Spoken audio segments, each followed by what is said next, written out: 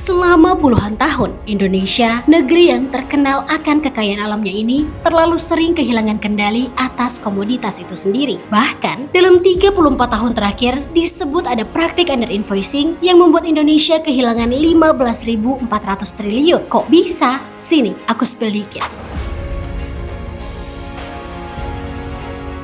Indonesia memiliki kekayaan alam yang sangat besar, tapi besarnya sumber daya ini tidak selalu berbanding lurus dengan nilai serta manfaat yang kembali ke negara. Selama ini, komoditas seperti sawit, batu bara, dan ferroalloy menjadi tulang punggung ekspor nasional. Namun di saat yang sama, selalu ada persoalan klasik yang sulit diabaikan. Kebocoran penerimaan, lemahnya pengawasan, dan praktik dagang yang berlaku selama ini membuat nilai ekspor tidak sepenuhnya kembali menjadi manfaat bagi rakyat. Inilah latar belakang yang menciptakan lahirnya kebijakan pemerintah yang mewajibkan ekspor komoditas strategis tertentu lewat BUMN khusus. Nama badan itu adalah PT Danantara Sumber Daya Indonesia, sebuah badan yang disiapkan sebagai pintu ekspor tunggal untuk komoditas tertentu dengan tujuan utama memperkuat tata kelola sumber daya alam. Mengapa langkah ini perlu diambil? Karena selama ini pengawasan ekspor komoditas bernilai besar ini terlalu tersebar. Dengan sistem satu pintu, pemerintah ingin memastikan arus barang, nilai transaksi, hingga devisa hasil ekspor bisa lebih mudah diawasi. Ini penting karena sektor ini bukan sektor kecil.